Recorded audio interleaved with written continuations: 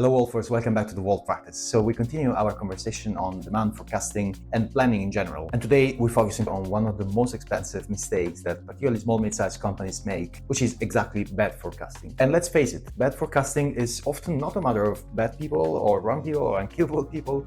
More often than not, it's a problem of process and systems. So today we're going to focus particularly on the process. And as usual, we're going to do this at a relatively high level. So let's begin from the signals that are telling us that potentially something is broken with our forecast. The first thing you notice is that there are some static spreadsheets lying around that are basically containing information and effectively, forecast outputs. Second thing you might notice is that there is no real collaboration between operations and marketing and sales. And last but not least, and that's possibly the worst, is that forecast ignores any shifts or patterns that are visible in the demand. So how are we going to fix this? Well, the first thing is to audit your inputs. So include promotions, campaigns, real-time feeds, and real-time inputs altogether. So making sure that you're really capturing what is really going on in the market from a demand perspective rather than just what you expect to be going on. Second thing to do is, so very important, aligning calendars, making sure that there is an aligned calendar between marketing and operations, between sales and operations, so that basically campaigns not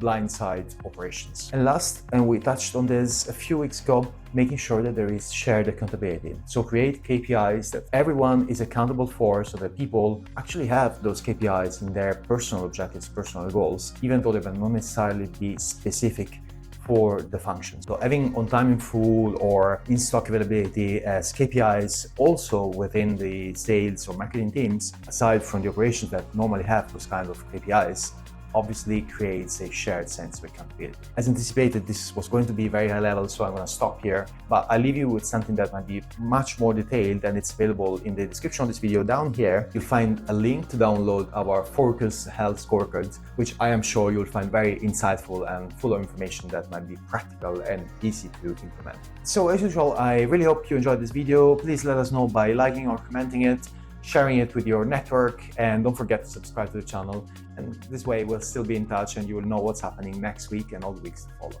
I look forward to talking to you all again for the next issue of the Wolf Practice Insights.